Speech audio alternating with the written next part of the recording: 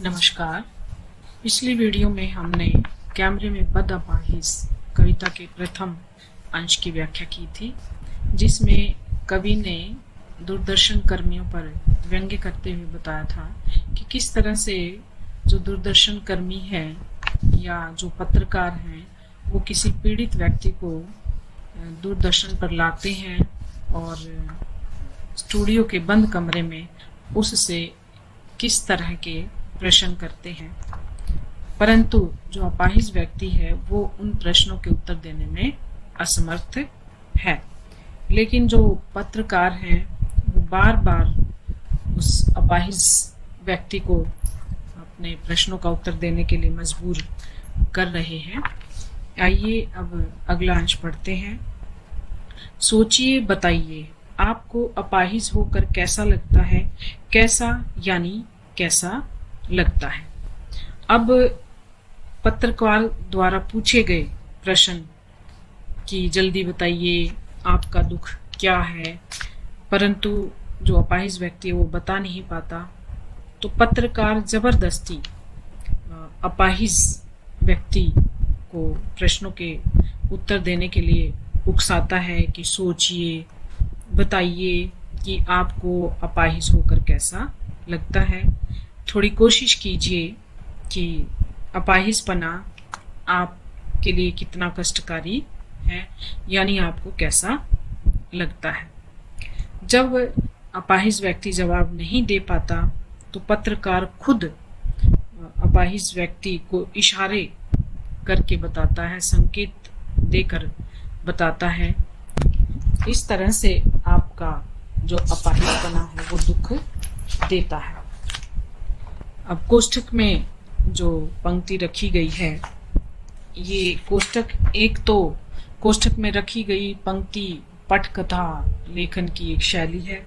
दूसरा, कोष्ठक में रखे गए जो वाक्य हैं वो एक विशेष अर्थ को प्रकट करते हैं, एक अलग ही अर्थ की ओर संकेत करते हैं। अब जो पत्रकार है वो पीड़ित व्यक्ति से फिर बोलता है कि सोचिए, बताइए, थोड़ी कोशिश करिए, यह अवसर खो देंगे। यानी जो पत्रकार है वो पीड़ित व्यक्ति को प्रलोभन दे रहा है कि जरा दिमाग पर जोर डालिए, बताइए, कोशिश कीजिए। अगर आप प्रश्नों का जवाब नहीं दे पाए तो दूरदर्शन पर आने का जो अवसर आपको मिला है, इतना दर्शक वर्ग आपको देख रहा है, तो ये कार्यक्रम आपके जवाब ना देने पर असफल होगा और आप दूरदर्शन पर स्वयं को दिखाने का अवसर जो है वो खो देंगे। आप जानते हैं कि कार्यक्रम रोचक बनाने के वास्ते हम पूछ पूछ कर उसको रुला देंगे। इंतजार करते हैं आप भी उसके रो पड़ने का करते हैं। अब यहाँ पर जो कवि है वो व्यंग्यात्मक भाव से पत्रकारिता की व्यावसायिक भावना की ओर संकेत करते हुए कहते हैं कि जो दूरदर्शन कर्मी है वे स्वयं इस बात दर्शकों तक पहुंचाते हैं कि हम अपने कार्यक्रम में रोचकता लाने के लिए उससे इस तरह के प्रश्न पूछ रहे हैं ताकि वो रोए। इंतजार करते हैं आप भी उसके रो पड़ने का, और साथ ही साथ जो पत्रकार है वो दर्शकों की ओर भी संकेत करता है, स्वयं बताता है कि जो दर्शक है वे स्वयं पीड़ित व्यक्ति के रोने का इंतजार करते हैं कि किस तरह से पीड़ित व्यक्ति के हृदय में करुणा जागे, वो रोए और दर्शक भी उसके साथ रो पड़े। और दर्शक अगर पीड़ित व्यक्ति के साथ रो पड़ते हैं तो इससे उनका कार्यक्रम जो है सफल हो जाता है। फिर हम पर्दे पर दिखलाएंगे फूली हुई आंख की एक बड़ी तस्वीर, बहुत बड़ी तस्वीर, और उसके होठों पर एक कसमसाहट भी। आशा है आप उसे उसकी अपंगता की पीड़ा मानेंगे।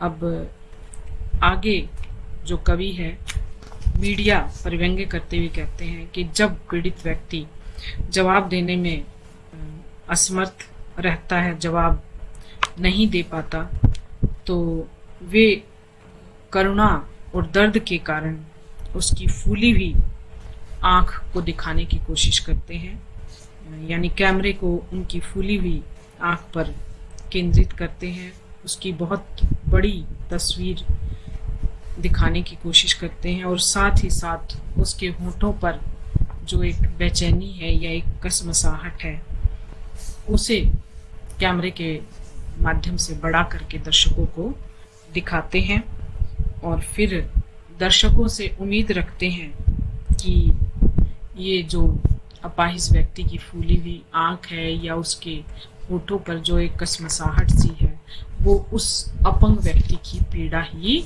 है, उसके अपंग होने का प्रमाण है। एक और कोशिश, दर्शक धीरज रखिए, देखिए हम दोनों एक संग रुलाने हैं, आप और वह दोनों। कैमरा, बस करो, नहीं हुआ रहने दो, पर्दे पर वक्त की कीमत है, अब मुस्कुराएंगे हम, आप देख रहे थे सामाजिक उद्देश्य से युक्त कार्यक्रम, बस थोड़ी ही कसर रह गई। अब यहाँ आगे जो कवि है वो मीडिया कर्मियों पर एक बार फिर से तीखा प्रहार करते हुए कहते हैं कि पत्रकार पूरी तरह से वह उस पीड़ित व्यक्ति से जवाब चाहता है और उसको रुलाना चाहता है ताकि जो दर्शक और पीड़ित व्यक्ति है वो एक साथ रोएं। इसीलिए जो पत्रकार है वो दर्शकों से कहता है कि धैर्य रखिए, एक कोशिश और करते हैं, क्योंकि पीड़ित व्यक्ति के साथ साथ मतलब दर्शकों को भी रुलाना है। यानी कार्यक्रम तभी सफल माना जाएगा तब दर्शक और पीड़ित व्यक्ति एक साथ रोएं। लेकिन तुरंत जो पत्रकार है वो कैमरामैन को आदेश देता है कि बस करो, कोशिश जो है वो असफल रही, नहीं हुआ और रहने दो, क्योंकि पर्दे पर वक्त की कीमत है। ऐसा कहकर जो कवि है वो मीडिया की व्यावसायिकता और उसकी बाजारीकरण पर व्यंग्य करता है कि किस तरह से ये मीडिया कर्मी जो है वो संवेदनहीन होते हैं, उन्हें पीड़ित व्यक्ति की पीड़ा नहीं बल्कि अपने कार्यक्रम की सफलता पर ध्यान देना है। अब मुस्कुराएंगे हम, आप देख रहे थे सामाजिक उद्देश्य से युक्त कार्यक्रम। अब जो पत्रकार हैं वो पर्दे पर कहते हैं कि हम अब मुस्कुराएंगे, अभी आपने सामाजिक उद्देश्य से युक्त कार्यक्रम देखा, यानी वो अपने कार्यक्रम को एक सामाजिक कल्याण का कार्यक्रम बताते हैं कि किस तरह से वो जो पीड़ित व्यक्ति है उसके दर्द से जुड़े हुए हैं और स्वयं को वो उसकी करुणा से जोड़कर दर्शकों को दिखाना चाह रहे हैं, परंतु बस थोड़ी ही कसर रह गई। धन्यवाद। कि जो कार्यक्रम था उसको और अधिक रोचक बनाना था, परंतु थोड़ी सी कसर रह गई, पूरी तरह से जो कार्यक्रम है वो नहीं हो पाया और फिर जो दूरदर्शन के अधिकारी हैं वो धन्यवाद कहकर अपना जो कार्यक्रम वो बंद कर देते हैं। अब कविता के काव्य सौष्ठव पर प्रकाश डालते हैं। जो कविता है वो सहज बोलचाल की भाषा में लिखी गई है और दृश्य माध्यम के जो पत्रकार या उसकी जो व्यावसायिकता है उसके चरित्र को प्रकट करने में कवि पूर्णतः सफल रहा है और संपूर्ण कविता में करुण रस है। भाषा जो है वो व्यंग्य प्रधान है, व्यंग्यात्मकता का गुण देखने को मिलता है। दृश्य माध्यम जो है यद्यपि वो करुणा और संवेदना पैदा करने के लिए कार्यक्रम प्रस्तुत करते हैं, परंतु जो पत्रकार होते हैं वे संवेदन शून्य होकर क्रूरता में मतलब उनका व्यवहार क्रूर हो जाता है।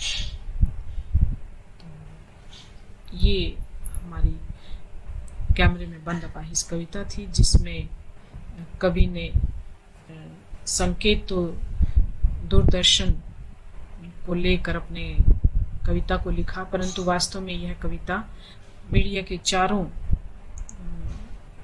माध्यमों पर व्यंग्य करती है कि चाहे पत्रकारिता हो, दूरदर्शन, समाचार पत्र या रेडियो, ये सभी माध्यम जो है व्यावसायिकता में तब्दील हो गई हैं।